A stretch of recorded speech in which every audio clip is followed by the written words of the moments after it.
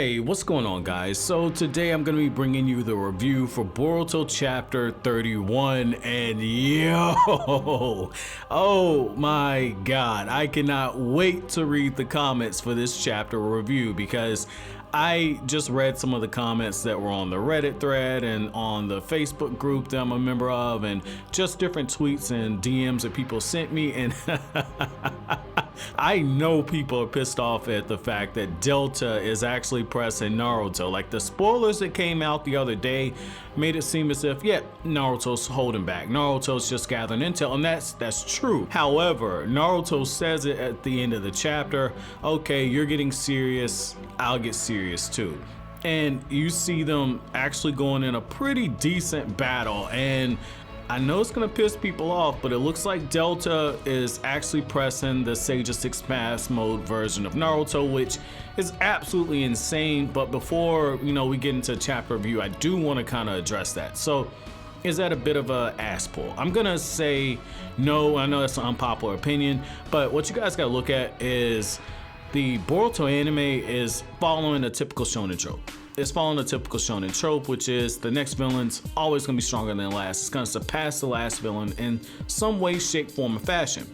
So yeah, no, that is expected. However, what the Boruto manga is doing is it's at least giving us information that is consistent with the world building that's been introduced, which is that the ninja weapons tech is going to play a huge role in this series going forward. It's something that has been highlighted ever since Kishimoto and Kodachi worked on Boruto the movie back in 2015 before it came out. So I mean, this is something that they've been building towards for a while, and I think it says a lot about the fact that technology has advanced so far to this point to where even Naruto in his strongest form is actually being pressed. I think that that's the whole reason why maybe 10, 11 chapters ago that you had Naruto telling Boruto that he's working with Katasuke and they're working on ninja weapons tech, because going forward in the future is going to be really critical towards ninja's success rate in the future. So I mean, they've been building this up for a while. They've been building up for a really long while. So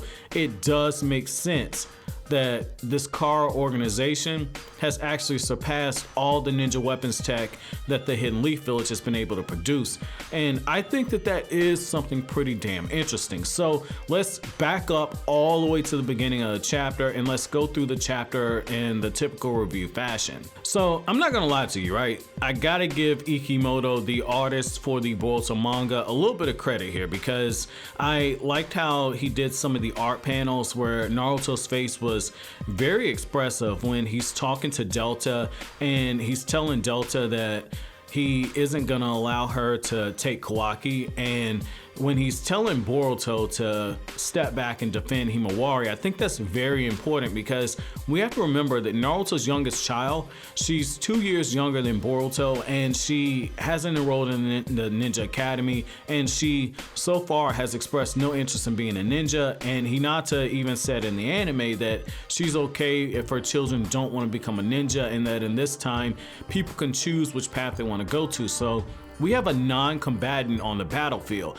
and this is 2 chapters in a row that Ikimoto has drawn Himawari on the battlefield, and Kodachi has wrote the dialogue to the point where there's an emphasis on the fact that Himawari's there. So I want you guys to kind of keep an eye on that going forward, because we don't know how long the Naruto versus Delta fight is gonna take place, but what we do know is on the end text that it says an unexpected event occurs. So I'm gonna tell you guys, like I've been saying for the last month, keep your eye on Himawari, because they've been putting emphasis on this. And I like how Naruto tells Boruto that Kawaki can worry about defending himself. And right there, it's something that I found very interesting ever since the Boruto movie came out.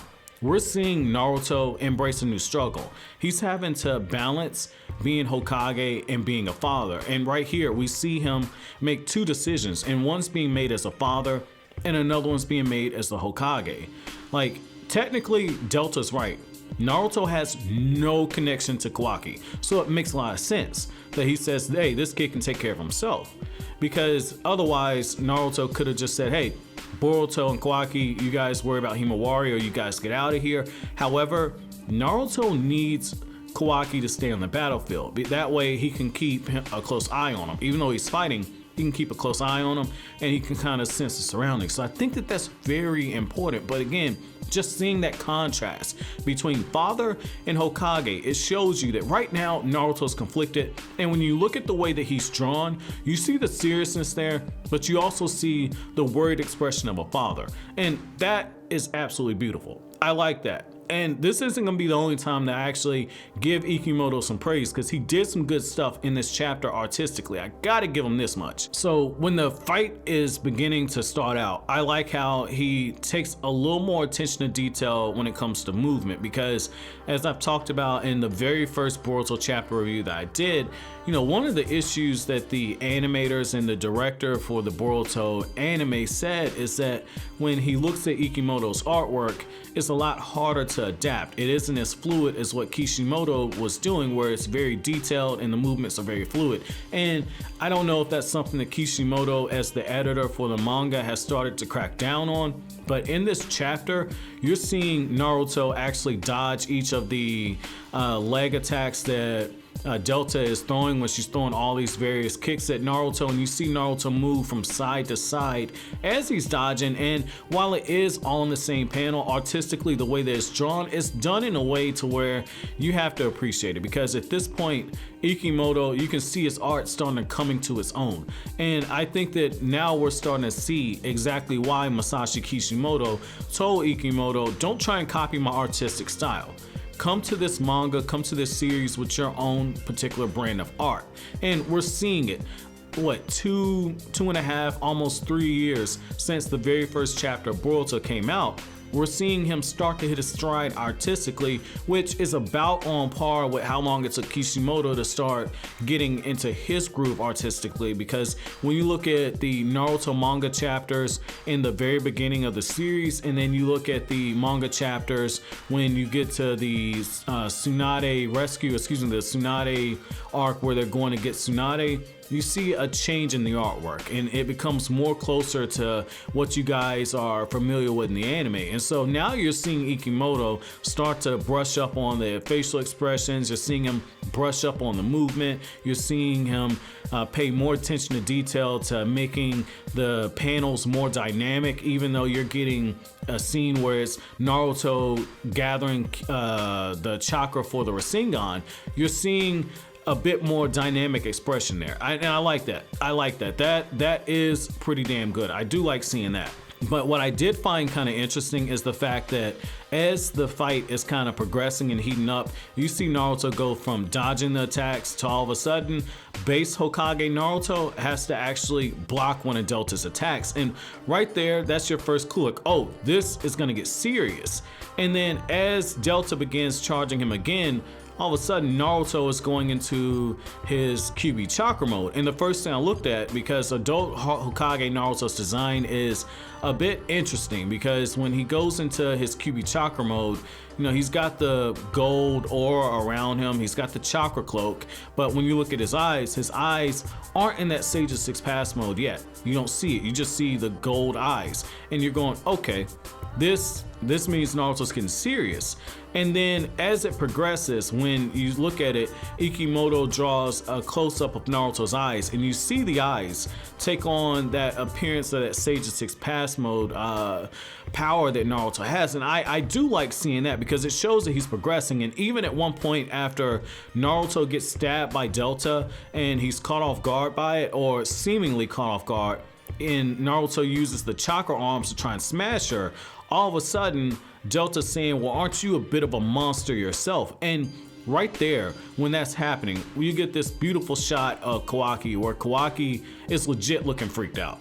He's legit looking freaked out. And I think that this is a really good time to remind people that Kawaki did, when he felt Naruto power up into that kyuubi chakra mode, and that Sage of Six Paths mode, when he felt that, he automatically, his first expression was, oh shoot, this guy is as strong as Jigen, if not a little stronger. So we know that Jigen is on Naruto's level, but what we find out in this chapter is that Delta is one of the core members, one of the inner members of Car. And given the fact that she was so close to Jigen, and she's the only member so far that we've seen in a very close proximity with Jigen, in the sense that Jigen feels comfortable enough to actually sit down and eat with her. I mean, it might be a bit of a stretch, but we could be seeing someone who's pretty high up in Car, as in high up as in maybe Jigen's right-hand man. And when you look at what Kishimoto did with the Akatsuki, that's probably the case, because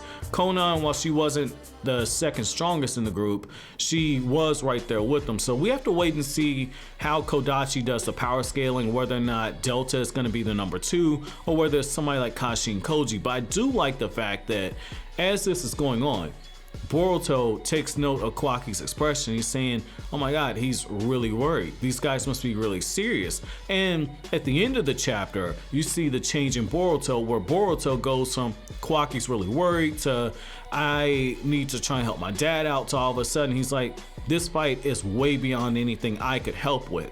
And I think that's important, because you do see a change in Boruto Uzumaki as the chapter progresses. And I think once again you have a bit of foreshadowing there, because Boruto has a bit of hot-headed tendencies. He has a bit of a hard-headed streak, and Naruto has to take time out of his fight to say, hey, stay back, keep an eye on your sister. And I think that that's very important. And again, that's another instance of potential foreshadowing. So the reason why I bring that up is when you read a manga, it isn't necessarily always about the two combatants who are fighting. So in this case being Sage's Six Paths Mode Naruto and Delta, but instead you also have to look at the actions and interactions of the characters around them, because the author is telling you a lot about the story by giving you different perspectives of it. And so that's why I kind of wanted to point that out to you guys, because you're getting multiple stories all at once. You're getting the story that's being told between Naruto and Delta. You're getting that, but you're also getting a side story with Kawaki, and you're seeing more of a human element with Kawaki, where you see him actually give the intel, and then because he knows what Delta's capable of, he's starting to freak out.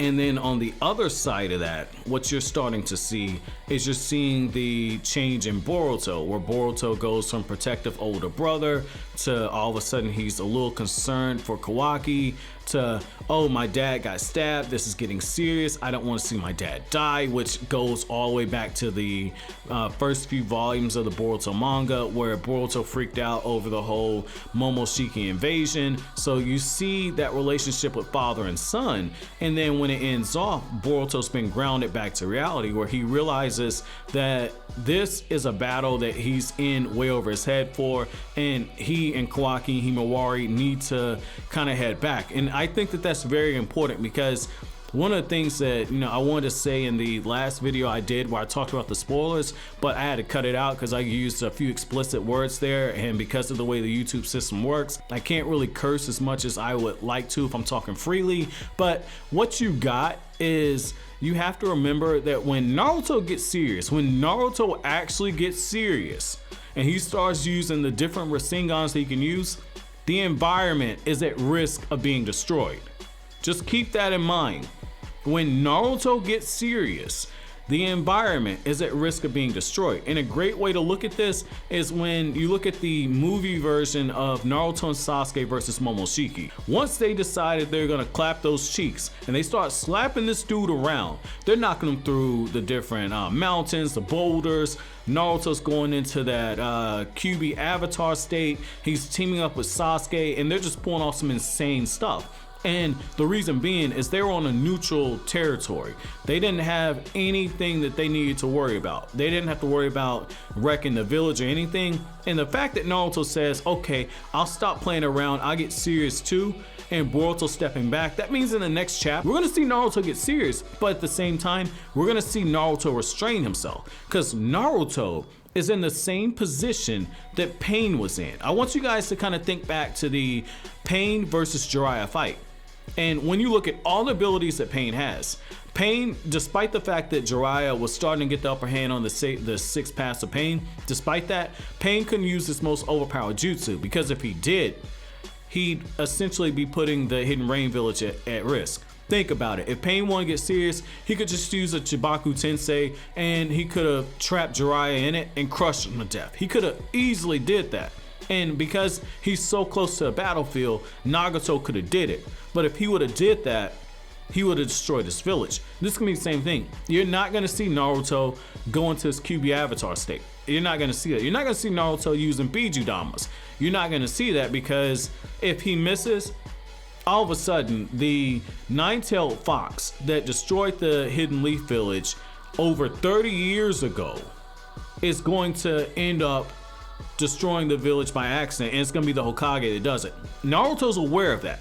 We've moved decades since that, but at the same time, even though we're decades away from that, the power that Naruto has is very destructive. And so that's why he's got to be suppressed. He's serious, but he's suppressed. And that's where you could say, oh, well, attack potency comes into place. And yeah, that's possible. That's absolutely possible. I think that even though Naruto's getting serious, he's still going to be holding back some of that power out of fear that he could end up destroying his village. And I think that that's pretty important because that gives Delta an out.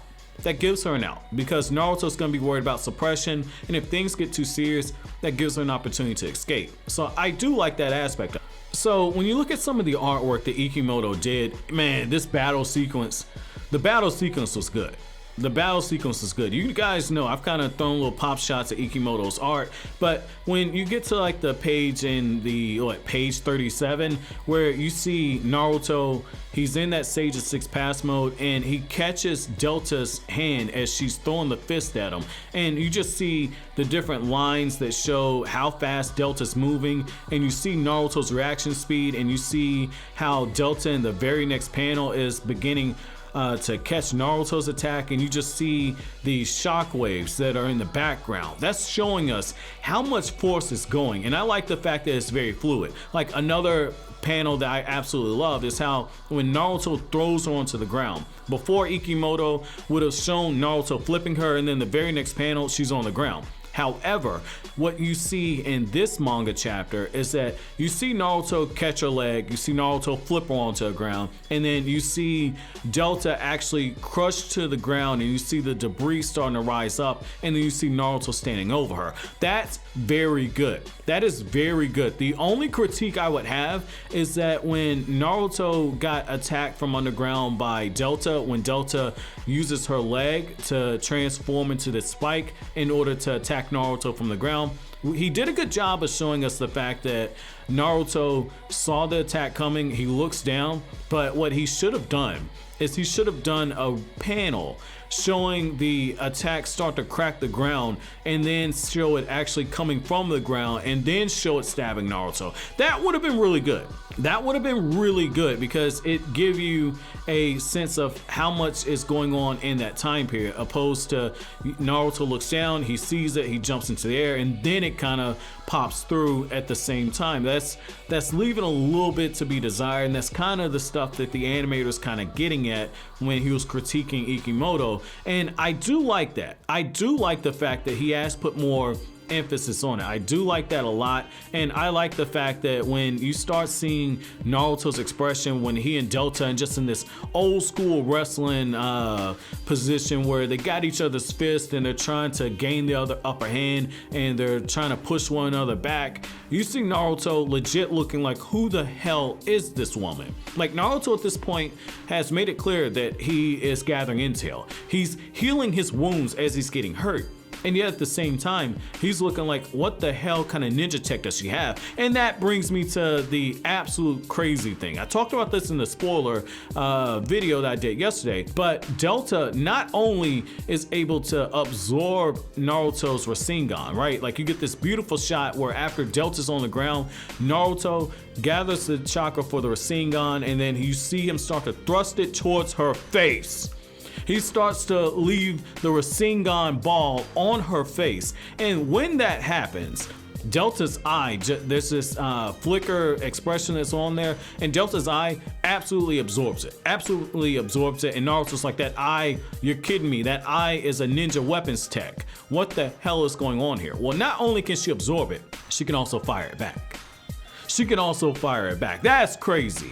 That's crazy right there. And you get this really insane shot. Like, if you ever doubted Naruto's reaction speed at point blank range, okay, at point blank range, Delta shoots the Rasengan back at Naruto. Naruto sees it. He reacts. And not only does he react, he counterattacks, all before the Rasengan can smash the ground. And keep this in mind, this is at point blank range. That's crazy. That's crazy. I mean, we've seen Naruto, dodge light speed attacks at point blank range, but still though, like, this is crazy. This is going back to the fact that reaction speed wise, like, these guys are way faster than light at this point. And I like what you saw here.